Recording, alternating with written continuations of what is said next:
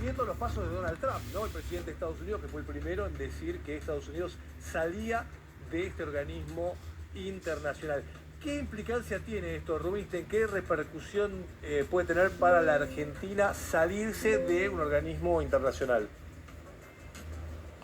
Bueno, está saliendo del sistema de Naciones Unidas. Tomaste una decisión de estar fuera del sistema sanitario global, en un momento donde el mundo está globalizado, donde tenemos amenazas globales, porque, a ver, lo que sucedió con el COVID-19, más allá de si el manejo de la OMS fue el mejor o el peor, o lo que pasó en cada uno de los países, claramente habla de amenazas globales, porque el virus no reconoce fronteras. Y para eso tenés que tener un marco global que te permita preparar adecuadamente a los países, particularmente los países con menos recursos, para responder bien a las epidemias y las pandemias. Y salir del sistema de Naciones Unidas, en este caso de OMS, que brinda cooperación técnica y que permite generar marcos globales muy adecuados para la implementación de políticas sanitarias, me parece un disparate que no tiene ningún beneficio para nosotros, más allá de seguir la política de Trump.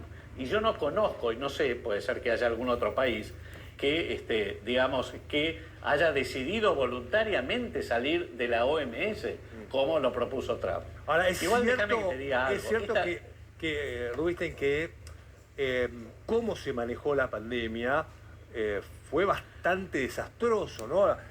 Recomendaciones recomendaciones muy ridículas, ¿no? Que cometimos en todo el mundo, terminamos haciendo cosas que dicen, che, ¿por qué hicimos todo? Nos sacábamos la ropa, ¿no? Cuando llegábamos a casa, nos sacábamos toda la ropa, nos íbamos a bañar, como muy pifiado, ¿no?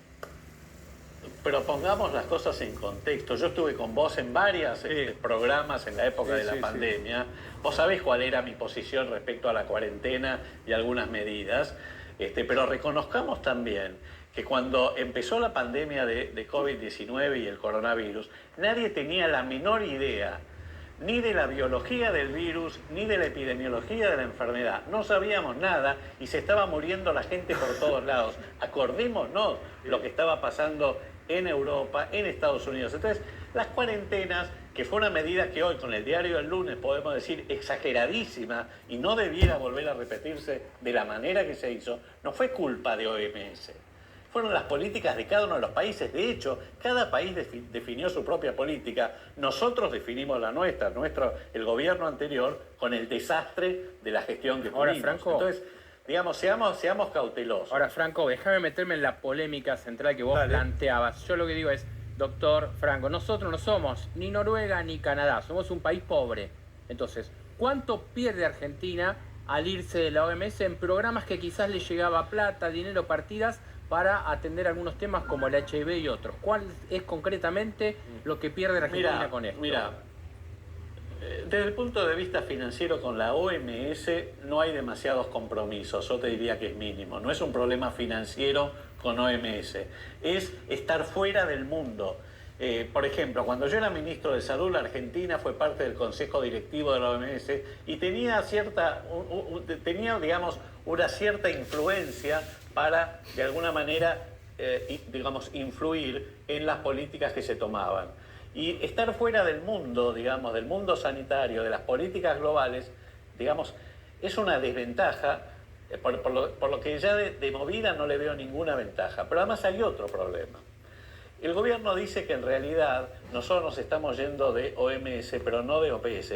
La OPS es la Organización Panamericana de la Salud, que en realidad tiene una persona jurídica diferente a la OMS, porque de hecho la antecede, se creó, digamos, hace más de 100 años, pero que hoy representa a la OMS en las Américas, desde Estados Unidos hasta la Argentina. Todos los países de la región tienen delegaciones de la OPS, y la OPS es la que tiene injerencia en las políticas regionales. Pero, por ejemplo, todo lo que es la compra de vacunas, el 80% de las vacunas se compran vía fondo rotatorio de la OPS. ¿Por qué? Porque OPS negocia con los laboratorios por cuenta y orden de los países, consiguiendo precios muchísimo menores. Claro. Mucho menor. Y con muchos medicamentos de alto costo hace lo mismo. Entonces, la pregunta es, ahí ya tenés, ¿qué va a hacer OPS? Porque ellos me dicen, no, OPS no, nosotros vamos a ir igual a OPS. Sí, nosotros, el gobierno querrá que todo siga igual con OPS, pero ojo, OPS es OMS. Y yo me pregunto, ¿qué va a hacer OPS cuando se decide la salida de OMS? ¿Va a seguir todo igual?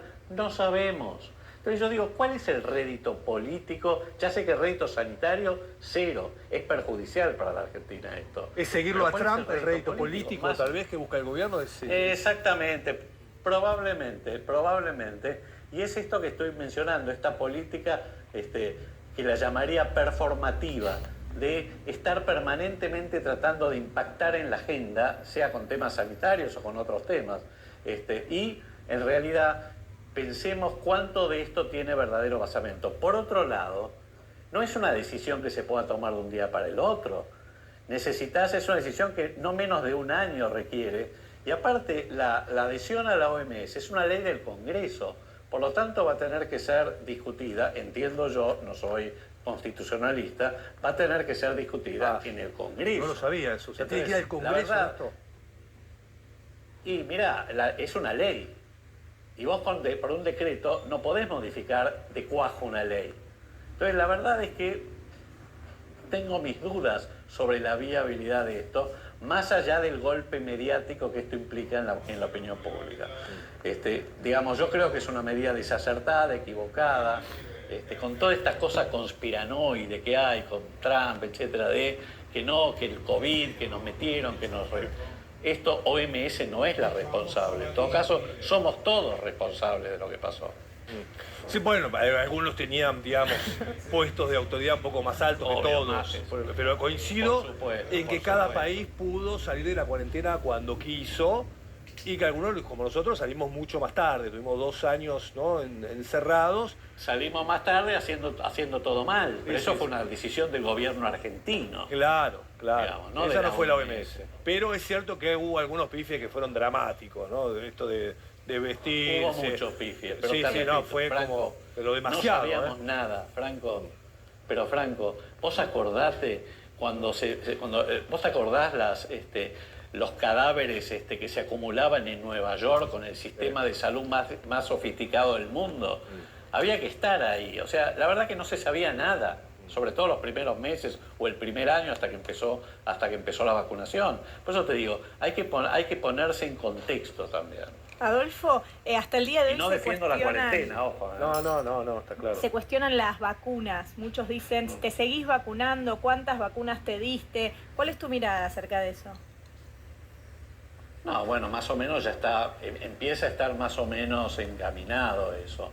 En los mayores de 50 años, ni que hablar aquellos que tienen factores de riesgo como diabetes, obesidad, enfermedades crónicas, por lo menos una vez al año tienen que tener la vacunación contra el COVID junto a la vacunación antigripal, digamos. La verdad que no me parece... No, pero coincido con Sofi que hay dudas. No, y hay muchos jóvenes que no tienen esos problemas, que no justamente son jóvenes y que se dieron hasta 4 vacunas o más. ¿Esas personas hoy en día deberían estar preocupadas?